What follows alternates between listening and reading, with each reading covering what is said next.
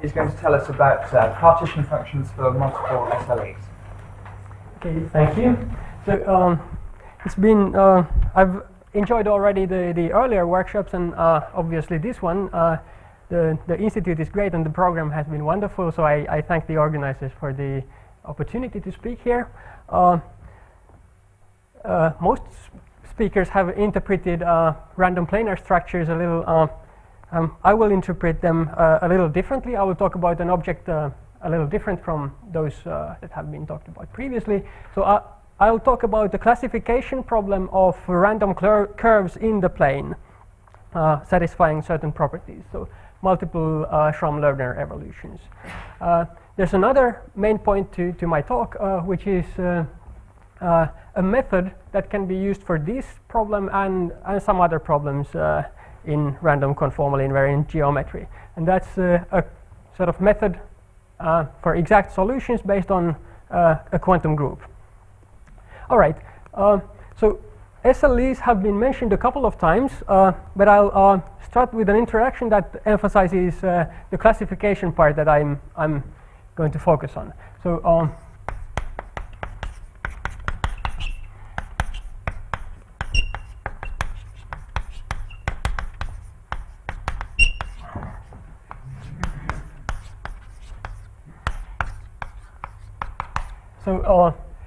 as a very brief introduction to SLEs, I'll fix the following setup. So let lambda be a domain in the plane. So by which I mean open, simply connected. Here's lambda, and let A and B be two boundary points of the domain.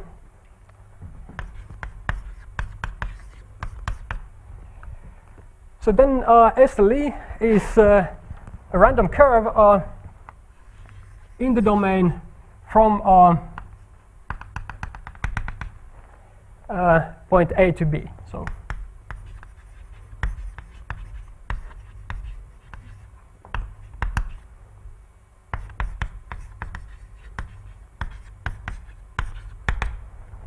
and I should maybe say non-self-crossing.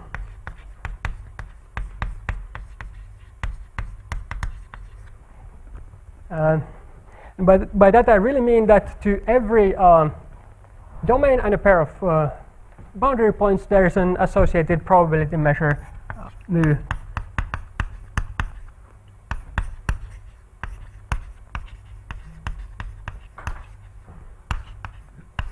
on such curves.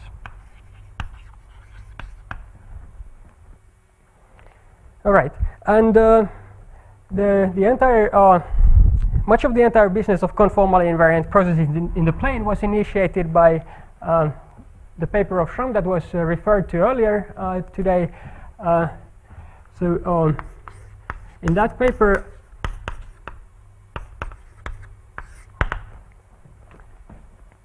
Schramm considered such curves subject to two fundamental properties, restrictions, namely conformal invariance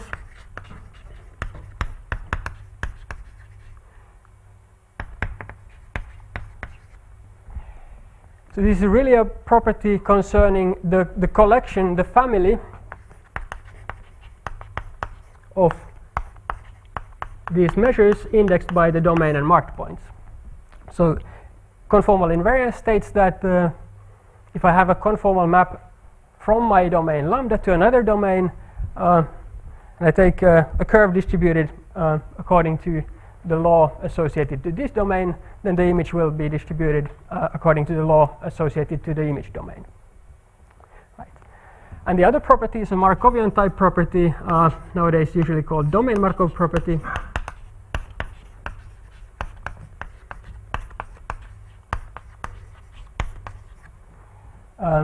Stating that if I know an initial segment of my curve starting from A, conditionally on that, the law of the remainder, say the dotted part here, follows the law associated to the complement of that curve.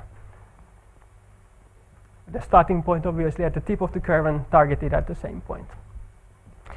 Okay, so essentially in the paper in 99 or published in 2000, Schramm showed well, roughly at least the following.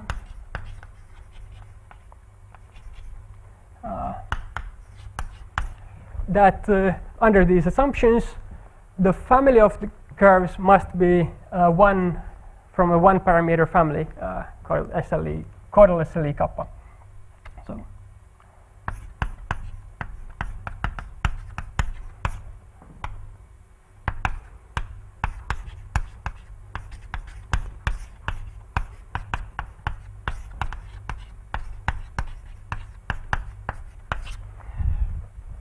So this is a type of classification result.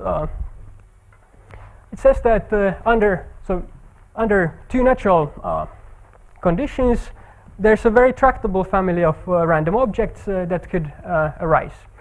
It also has direct relevance for physics. It's basically a classification of all possible conformally invariant interfaces in models of statistical physics. As maybe one of the most relevant examples, if you take the Ising model with plus boundary conditions on one part of the domain boundary and minus boundary conditions on the complementary arc, there's an interface separating the two, and in the scaling limit by a result of Chelkak, Diminil-Copin, Holmler, Kemppainen, and Smirnov. I hope I forget no one. This scaling limit is a caudal SLE with a particular parameter of kappa.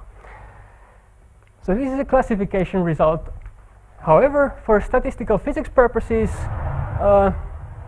it only applies to cases where the boundary conditions are really of special type. The domain boundary is separated to two complementary pieces, whereas it would be reasonably natural to consider boundary conditions on various of more general type, at least these opposite boundary conditions alternating along the domain boundary. So for that application to statistical mechanics, one would have to generalize the problem.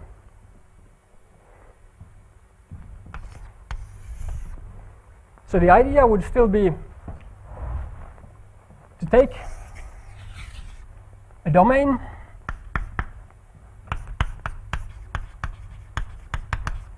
and a certain number, even number of boundary points appearing counterclockwise along the boundary. So say A1 over here, A2 over here, A3 over here, so on.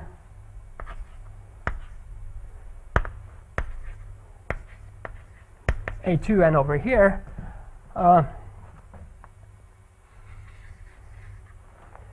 If Ising model was considered with boundary conditions alternating from plus and minus on these boundary segments divided by the marked points, there would be a number of interfaces connecting the marked points, and in fact this has been shown by Konstantin Izyrov to be the case, that there's a process of conformally invariant random curves in this setup. So the corresponding classification problem would be to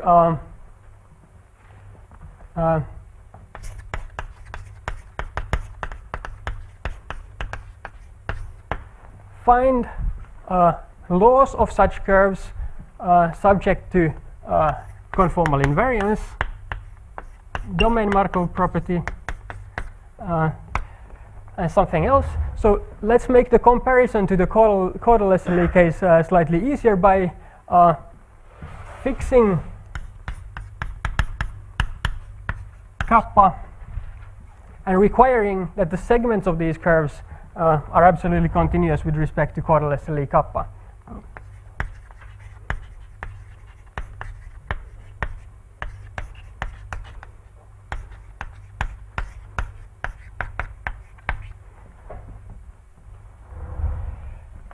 So if there were only 2 points, Schramm's classification says that there's a unique object.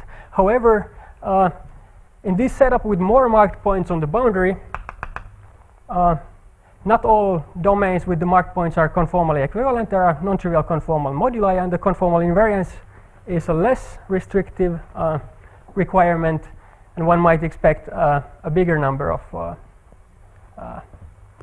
random curves. And indeed that's the case. So there's a result on their classification. So essentially, due to Julien Dubedin,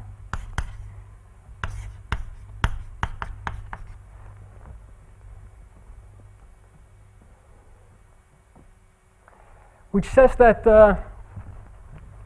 well, what I'll call local multiple SLE kappas are classified by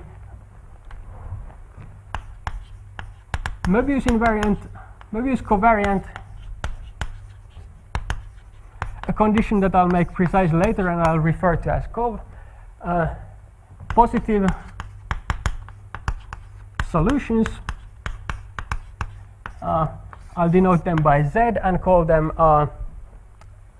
multiple SLE partition functions to a system of linear homogeneous partial differential equations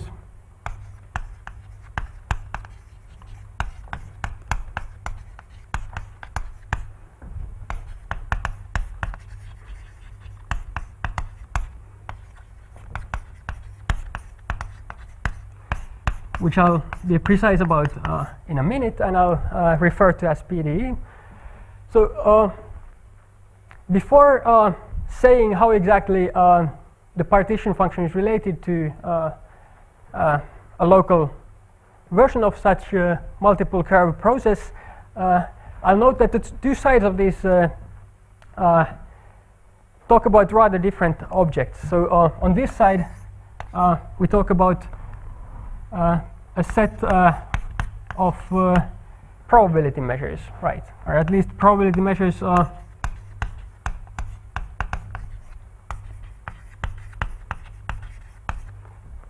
indexed by the domains and marked points. Whereas on this side, well, the solutions form a vector space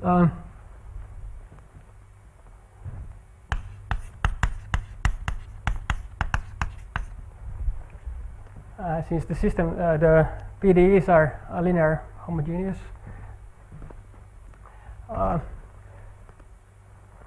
So we're talking about slightly different things, and I should actually make this a little more precise. The classification is the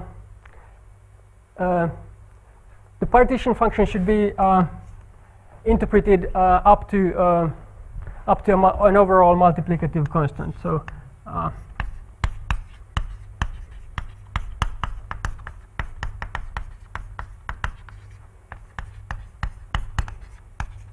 and with this, I can say that it's a theorem, a little loosely stated theorem by essentially due to Dubedin.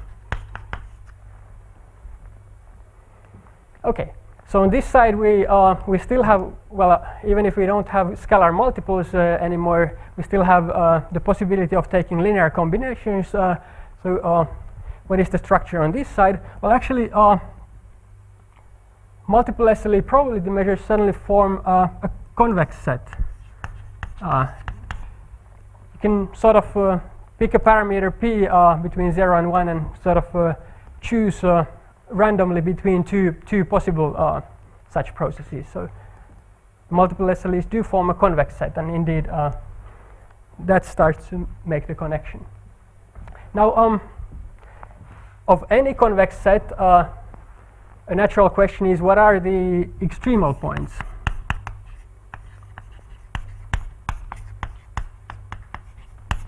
What are the multiple SLE probability measures that cannot be expressed as a non-trivial convex combination of two others?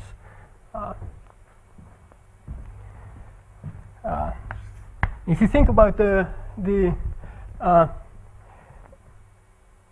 Ising model with the alternating boundary conditions, certainly a thing that you could do is condition on seeing a given connectivity pattern. The actual law on these multiple curves is convex combination with some crossing probabilities of processes such that they form a deterministic connectivity pattern. So it's natural to expect that the extremal points are deterministic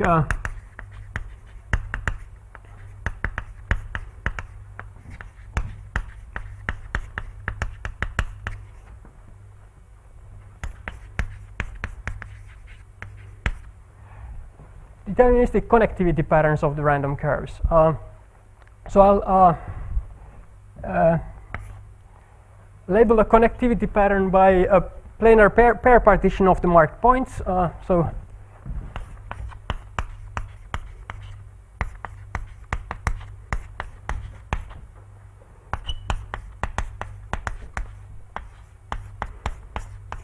I'll denote by PPPN the set of planar pair partitions of 2n points by n curves. So here's the example of n equals to 3. There are 5 ways of connecting 6 marked points on the boundary in a planar fashion, so that none of the curves connecting 2 cross each other. Okay.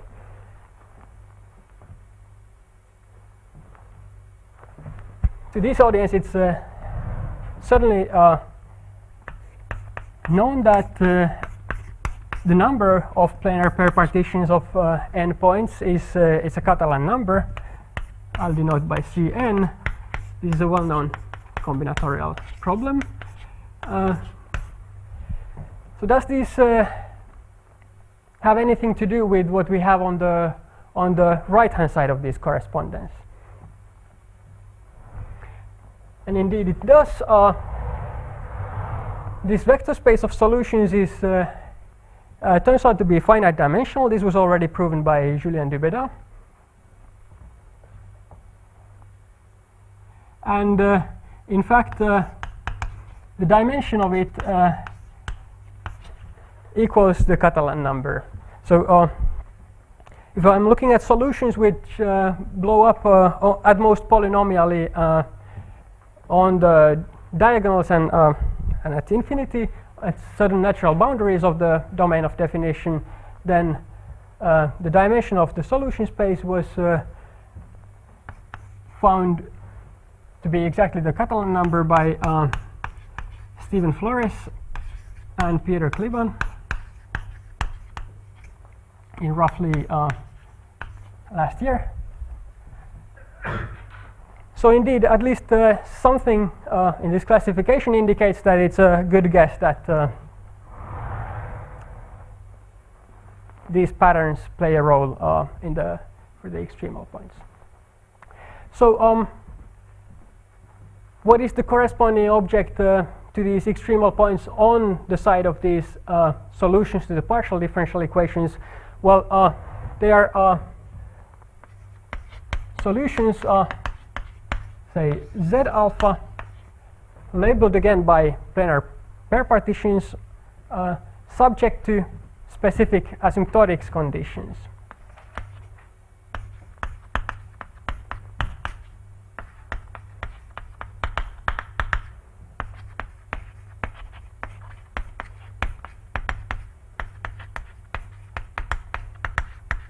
And that's the last requirement that I'll sort of use in addition to Möbius covariance and partial differential equations. And I'll refer that as ASY.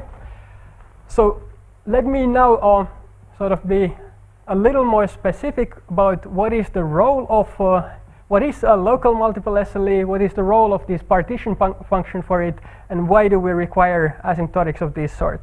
So I will not give a complete definition, but I'll give sort of a compromise between a definition and an explanation of where the properties come from.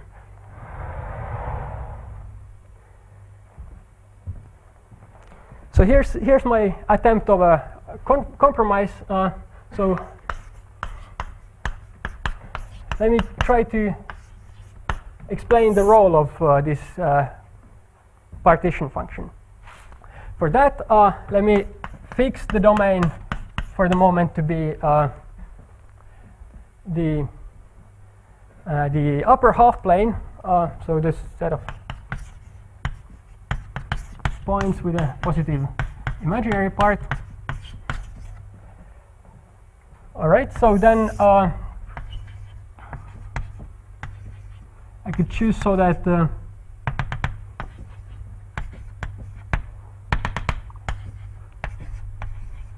boundary points are on the real axis. I'm ordering them in an increasing order. By local multiple SLE, I first of all mean that I first take some neighborhoods which don't intersect of each of these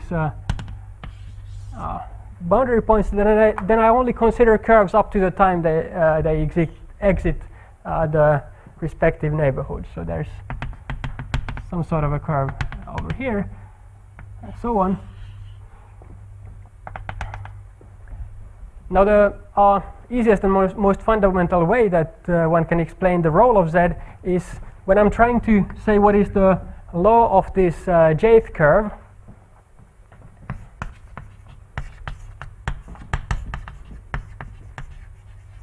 I'm requiring the law to be absolutely continuous with respect to caudal SLE kappa. So the Radon-Nikodym derivative with respect to this law of caudal SLE from aj to infinity in the domain, which is the upper half plane,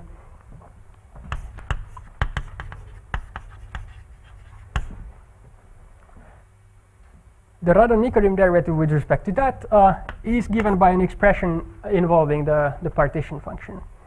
So it is the following.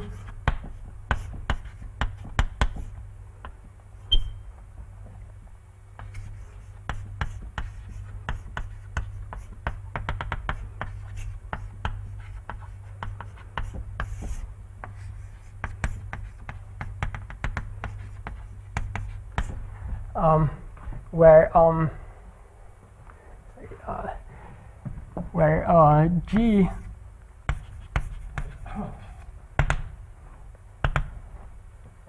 is a conformal map from the complement of the jth curve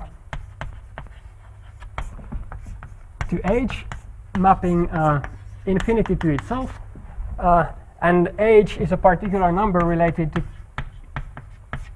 kappa by this formula. So Z appears in the comparison of the law of each of these individual curves with respect to the ordinary caudal SLE. So here Z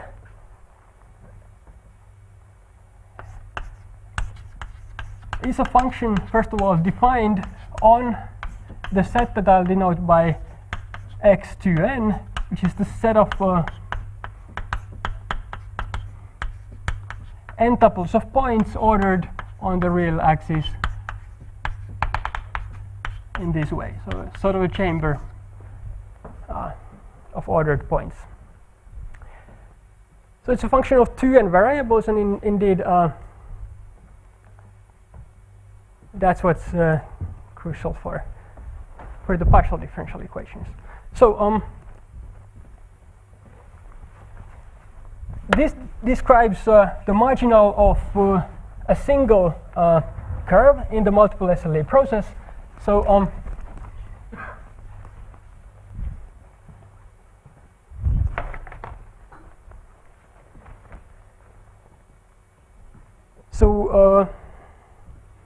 how do you first of all get the law of all of these curves, and where do the requirements come from? So to get all of these curves, we would do the obvious thing. First sample 1, then map back by a conformal map, use the conformal invariance which is required for multiple SLEs, then sample another, map back, and so on.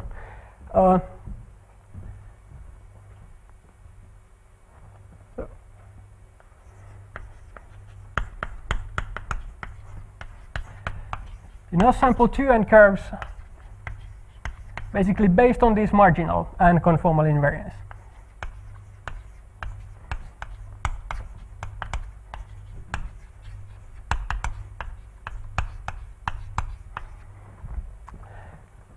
If you require that the end result has a law which is sort of consistent, meaning that it's independent of the ordering of the sampling that you chose,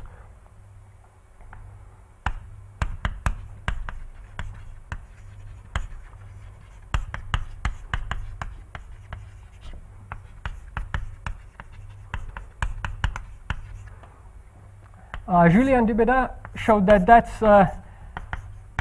the most important part of the classification by partition functions.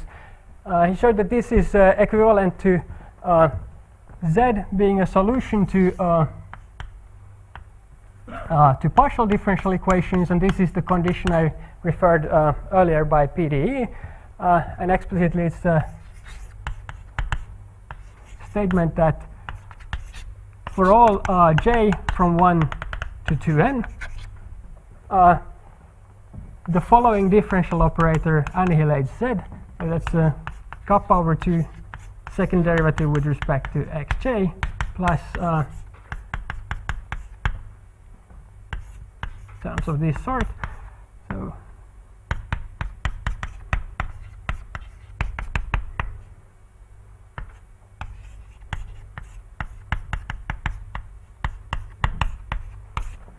certain linear homogeneous differential operators with the regular singularities on the pairwise diagonals. So this is a sort of infinitesimal version of the invariance of the law under the changing the order of sampling, but Julien also showed that this leads to finite commutation.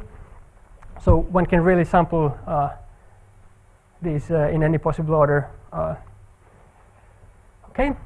Then there's the requirement of conformal invariance, which in particular requires that under conformal self-maps of the upper half plane,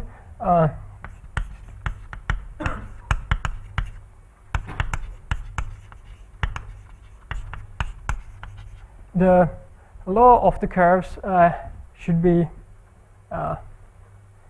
invariant. So that's to achieve that, we should require something of the partition function, and that's Möbius covariance of the partition function, saying that for any conformal self-map of the upper half plane which preserves the order of these marked points, we should have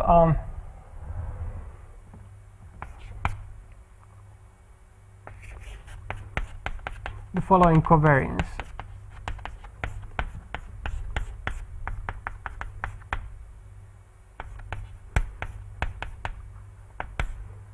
Sorry.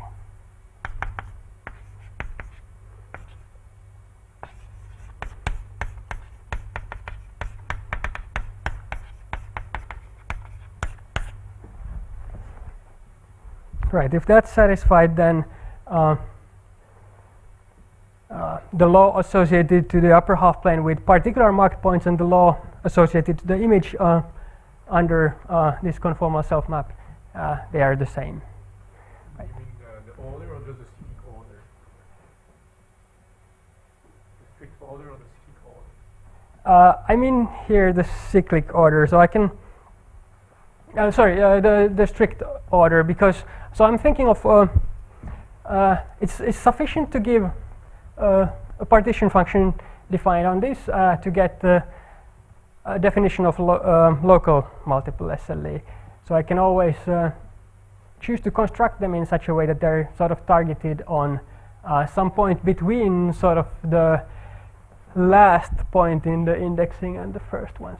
They're sort of constructed in a way that superficially targets some point on that interval. Okay. Right. Okay, and then there's the last requirement.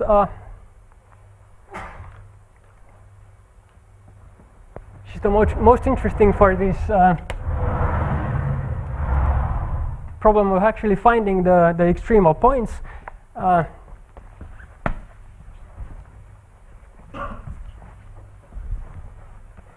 It's related to so what is the role of the asymptotic behavior of this partition function?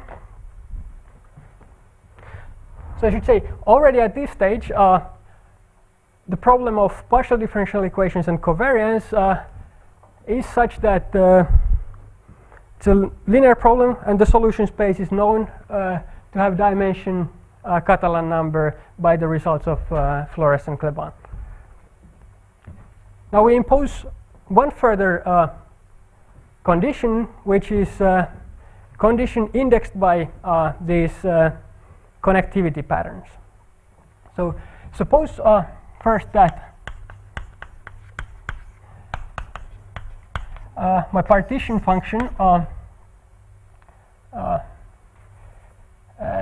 is such that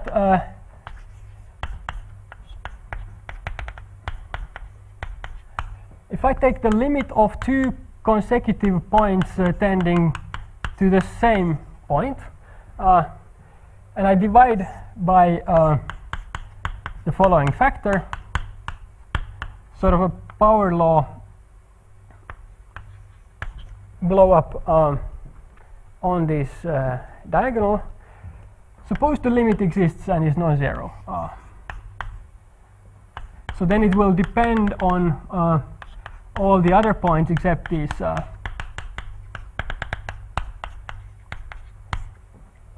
two. So I'm supposing that that's a non-zero function. Then if I let these points tend to a common limit and I sample all the rest of the curves, then their law tends to precisely the multiple SLE law specified by this limit, which is a function of two variables less.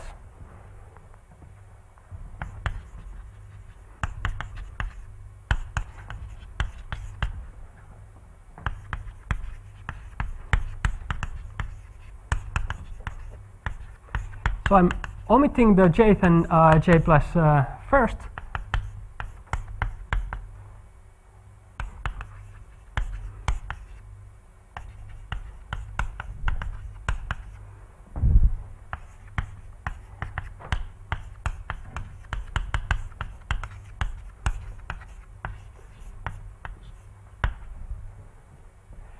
So I should say this is, if the original one was 2n SLE, then this is 2n minus 1 SLE.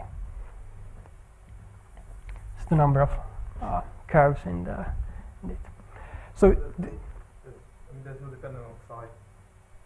Sorry? It does not depend on the point. Right. So I'm assuming that whenever they tend to a common limit, such a property holds, and I will show that functions with this property indeed do exist and are indexed by pair partitions. So in view of that, the final requirement of asymptotics is the following. So for any planar pair partitions of 2n points, I require that the solution is such that if I sort of collapse two of these points which correspond to an arch, then the law of the remainder is the multiple SLE corresponding to the arch configuration where I exactly omit this arch connecting the two consecutive points. So I'm requiring that the limit again as xj plus 1 tend to a common limit any common limit between obviously xj minus 1 and xj plus 2 of z divided by the power law, and this is the z alpha associated to the extremal SLE with a connectivity pattern alpha. So I'm saying that this should be either z of the arch configuration of 2n minus 2 points, where I just sort of omit these 2 points and relabel in the case that j plus 1 was an arch in the configuration and 0 otherwise.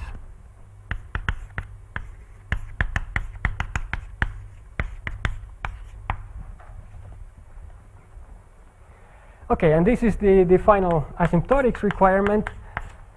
So here there is a problem of partial differential equations,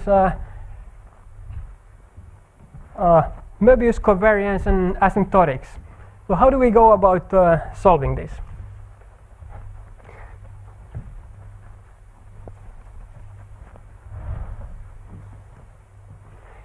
This brings us to the sort of second part, which is the hidden quantum group. And this is a technique which can be applied to solutions of also some other problems, hopefully a pretty general approach, but I'll only illustrate it in this case. So there's the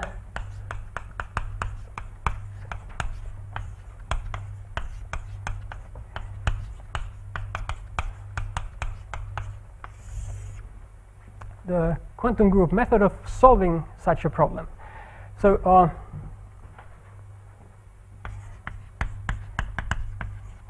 let's first consider just solving the partial differential equations. And the rough idea for that is actually goes back to probably Euler. So I'm looking for a function f such that this differential operator dj annihilates it. So the rough idea is we might hope to write f in an integral form. So we integrate some auxiliary function that depends not only on the points that the function depends on, but also on some auxiliary points. And we integrate over the positions of these auxiliary points over some surface gamma. So if everything here is chosen nicely, we can actually get a solution. So if f is such that when I apply the differential operator dj to f, then this form is exact. So that's what I'm hoping to find, and the surface over which I'm integrating has no boundary. If that's the case, I can sort of hit by this differential operator, bring it inside, get an exact form over a closed surface. So Stokes will tell me that then f solves the PDE. Well, at least solves the jth PDE. So that's the rough idea. But then this leaves obviously two questions.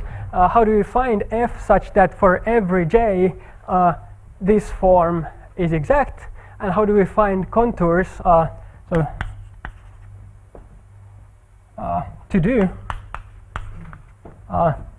find f such that for all j this djf is exact.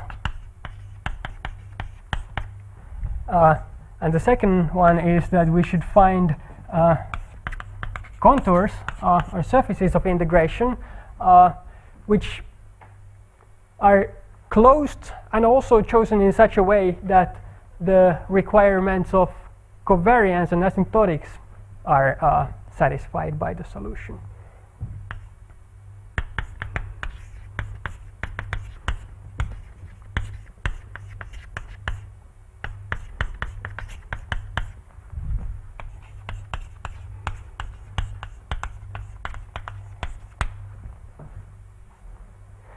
So the first question of finding f is not that difficult. Actually, if you take all the differences of all variables to suitably chosen powers, that will work out. And I will not comment much more about that, but that's sort of quite classical in conformal field theory literature. That's Dotsenko-Fateyev, known as the Coulomb gas formalism of conformal field theories. So finding such f is not too difficult. So how about choosing such contours? That's obviously where the difficulty is going to be. And roughly speaking, the idea is that a suitable quantum group will act on the possible choices of such integration surfaces. And then we manage to translate the problem of solving these asymptotics to a linear problem in representations of a certain quantum group. So now I should take an aside on what is the quantum group and what are the representations, and I'll only in this talk talk about the representations needed for this particular problem, although the method is more general. So I'll do a hopefully very soft introduction to this quantum group.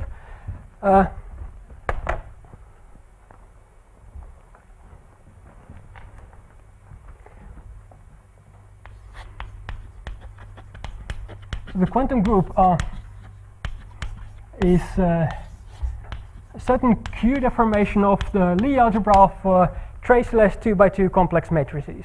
So it's a deformation, and the deformation parameter is related to the kappa parameter. And this is the first point where we actually need something about the value of kappa. I'm going to assume that kappa is not rational. Okay, so what is this quantum group? Well, first of all, it's not a group, and it's not particularly quantum. It's an algebra.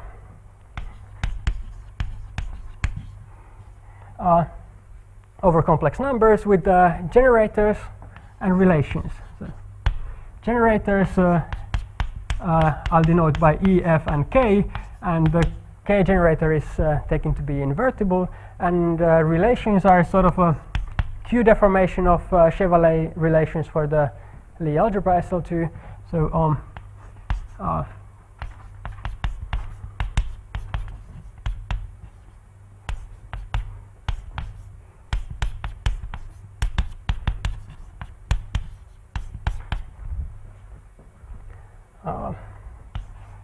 this is saying that E and F raise and lower in a multiplicative fashion the K eigenvalues, and then there's a commutation relation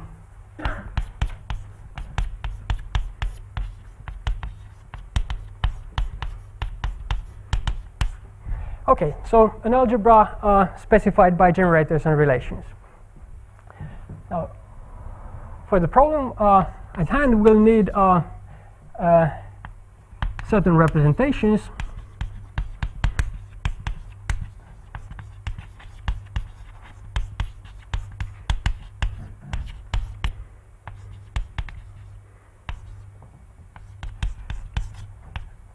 So by MD, there will be an irreducible representation for each dimension, just like for the Lie algebra SL2.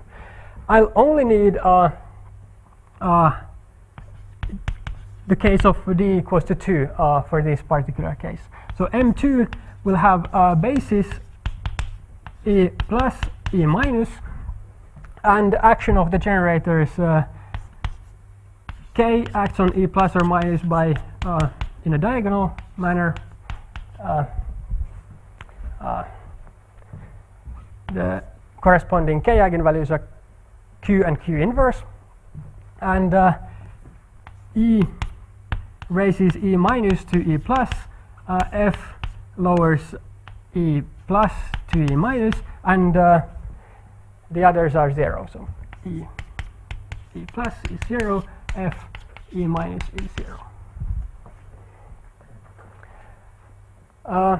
We'll also have to be able to make tensor products of representations of representation roughly to get functions of n variable. The correspondence with these quantum group representations requires that we take a tensor product of n representations. So we'll have to be able to take tensor products of representations. Note that not every algebra there's no canonical way of us making the tensor product of two representations of an algebra a representation of the same algebra. For that you need something more. You need a coproduct.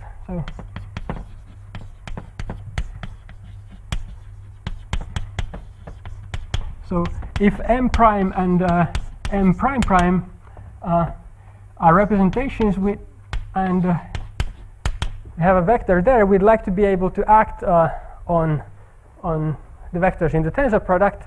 So we'll say that k acts on v prime tensor v prime prime in the group-like fashion. It acts on both components simultaneously, whereas then e, for example, acts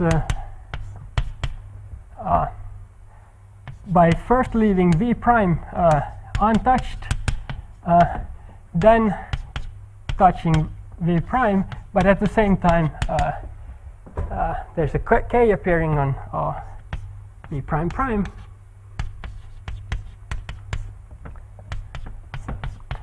And f is pretty similar.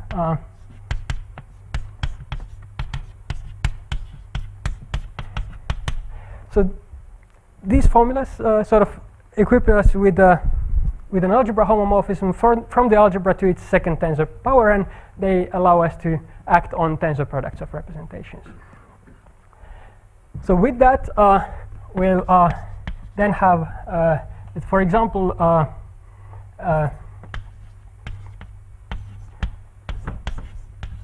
the tensor product of two two-dimensionals will actually decompose to a direct sum of a trivial one-dimensional and an irreducible three-dimensional representation.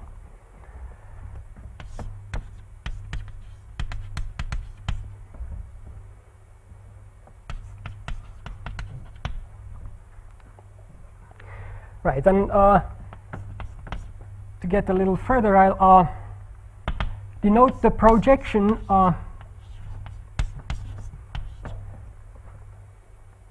so this trivial one-dimensional is trivial for the tensor product operation.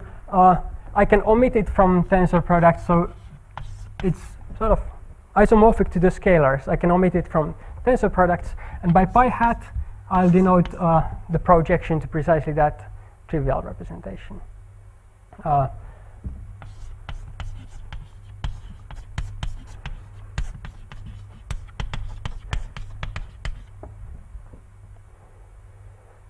Okay, and finally, and this is where we actually make a connection with the original problem. So if I take a 2n-fold tensor product of these two dimensionals, then one of the things okay,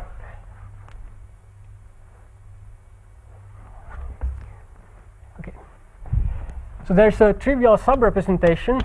I'll denote it by h1, consisting of all vectors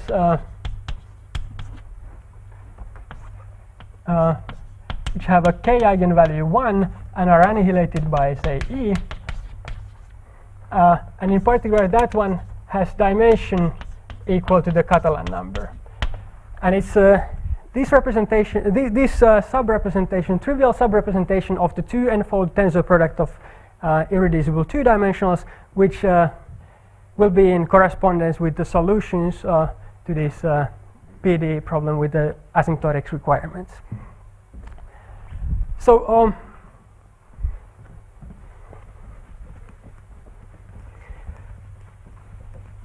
the quantum group method tells the following. So this is a theorem due to myself and Evelina Peltola,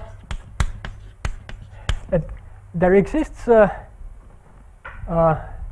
mappings from this 2n-fold tensor product to functions, smooth functions of 2n variables,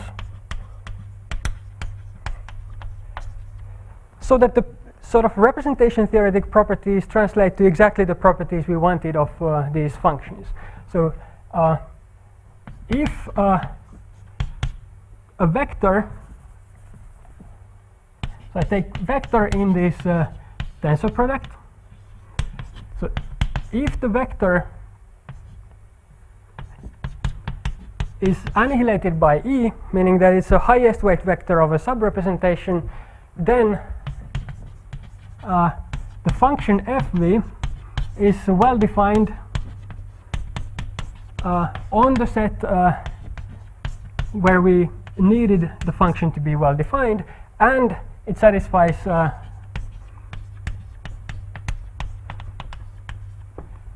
the partial differential equations. So that sort of corresponds to what we obtained by a closed integration contour.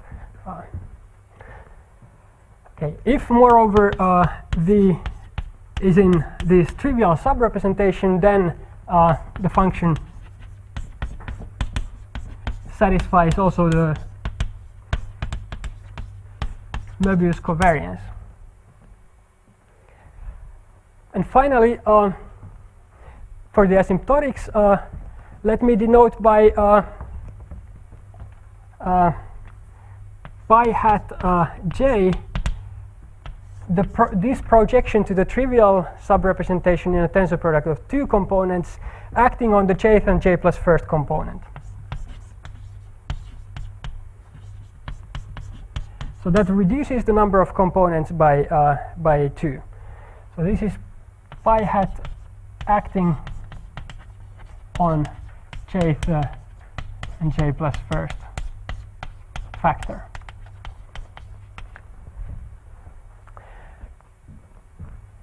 So then for the asymptotics, we'll have that limit as xj plus 1 tends to a common point of the function associated with vector v divided by this power law behavior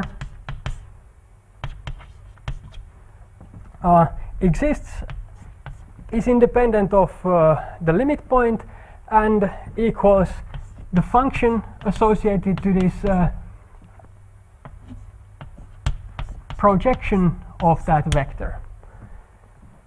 So these three properties allow us to immediately translate the problem of finding solutions to partial differential equations which are Möbius covariant and satisfying a particular asymptotic conditions to a linear problem in this finite dimensional representation of quantum group, and the linear problem is only formulated in terms of natural representation theoretic objects like projections to subrepresentations. So with this theorem, the equivalent problem becomes or the corresponding problem becomes the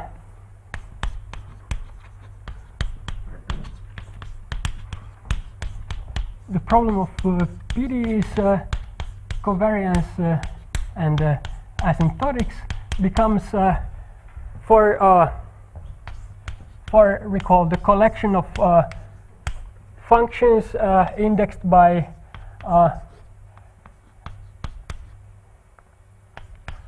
the set of planar pair partitions of any number of points becomes now we seek collections V alpha of vectors such that V alpha is in M2 tensor 2n if alpha is in is a planar pair partition of 2 endpoints, satisfies the properties required for being in the trivial subrepresentation, and projection of V alpha is V alpha remove the arch j plus 1 if the arch j plus 1 is there, and 0 otherwise.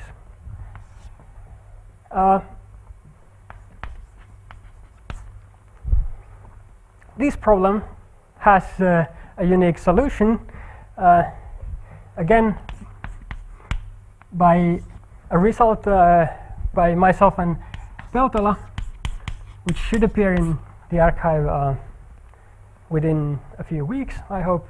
It says that with the normalization that the empty pair partition has some non-zero vector associated to it, say 1 in the zero-fold tensor product, there's a unique solution.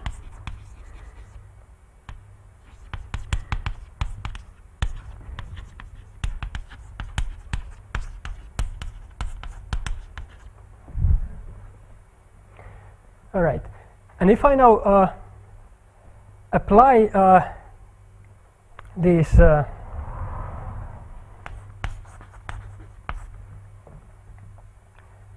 mappings provided by the previous theorem to these vectors V alpha, I define functions Z alpha, which now satisfy the original problem of partial differential equations.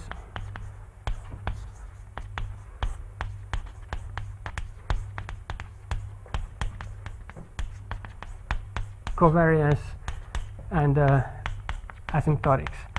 I should say that the mapping provided here can be shown to be injective, restricted to the trivial subrepresentations. So in fact, we do get a Catalan number of linearly independent solutions subject to those requirements. So we know that in fact they are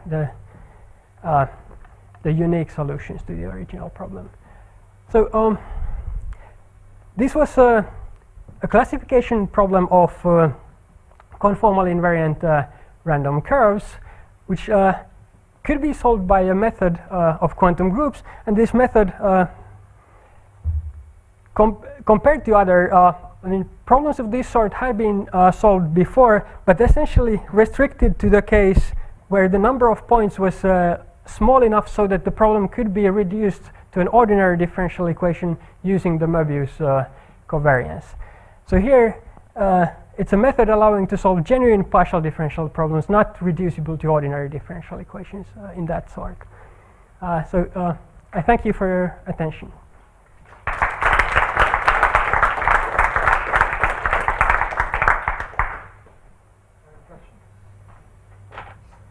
What happens when you let the kappa go to reach a rational point? So those are obviously for many of the favorite models of statistical physics, those are the relevant ones. For the quantum group, so we expect there to be a corresponding result of this sort, that there should be a way of associating functions to representations. However, even the definition of the quantum group by generators and relations might not be the correct one. Certainly if one does the generators and relations approach, the object that one gets here does not have a semi-simple representation theory. So it will not just have irreducible representations whose tensor product decomposes into irreducibles. There will be indecomposable representations which appear even in tensor products of irreducibles. So I'm expecting that there's a version of this suitable for that case, but we haven't yet worked out how it would be formulated and how to prove it. So basically one loses semi-simplicity at least of the quantum group. So what happens when you let the number of curves tend to infinity? Depending on what one is asking for, so these results say that there are still sort of unique partition functions subject to the requirements. So really we're solving partial differential equations in an arbitrary number of variables, and also the number of equations we're putting is proportional to the number of variables. We have the existence and uniqueness of solutions, and somehow this asymptotics property is recursive in the number of points, so it contains information about how these solutions look like. But what do you have something more specific in mind about what happens then? If there's a natural sense in which you can infinite.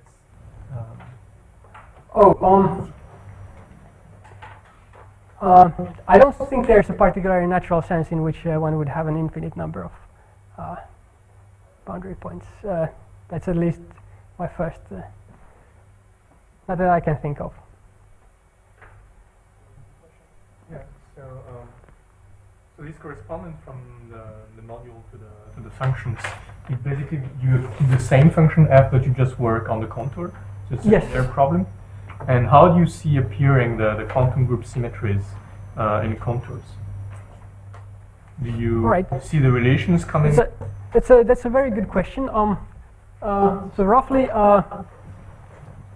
actually one can formalize this sort of an approach a little. One can really have the quantum group more or less act on the contours or act on a suitable homology theory. So first of all, the integrand is a multivalued function. The integration contours are contours on some covering spaces. But one can define a suitable homology and have the quantum group act there. And then, for example, the E generator and so the F generator would sort of actually increase the dimension of the contour and increase the number of variables, and the E generator do the opposite. Between these operations of increasing the number of contours and removing, okay, so E would actually be a sort of a boundary operation on this in this homology theory. So this has been formalized by Felder and Wyczerkowski in a paper called Topological Representations of the Quantum Group. Is that related to Picard-Lefschetz type formulas for cycles? I'm afraid I'm not familiar with those, so maybe we can discuss that. Maybe one more question. Regarding your asymptotic conditions, I'm interested in what's happening on the SLE picture. Can you tell something when you merge 2 points for like which don't correspond to a curve, right? So having two basically, yes. So there's just one problem that this allowed us to define sort of local versions of multiple SLEs. So I had to choose sort of for each of these marked points. I chose a neighborhood, and I only ran the curve up to exiting that neighborhood. But if I could sort of let the neighborhoods, so if I could really talk about letting 2 points collapse and talking about those particular curves, then they would be, say, the difference in the driving processes would be absolutely continuous with respect to a Bessel process, which cannot sort of hit, which means that the curves could not meet.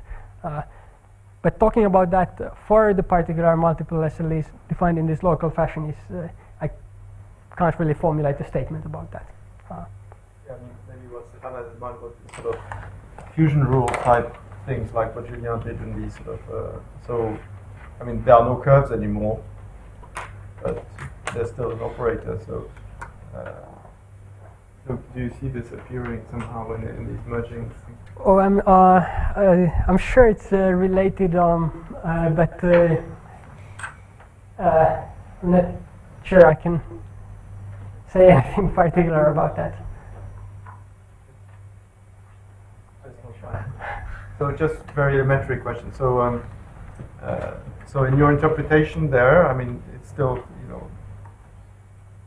on the left, so K plays the role of the Möbius transformations and E acting on each of the variables. I mean, so is that sort of How do you view the E and F? So indeed, okay. As Gaetan asked, E should be probably a sort of a boundary operator on this homology of. So requiring E to annihilate something is requiring the sort of integration surface really to be closed.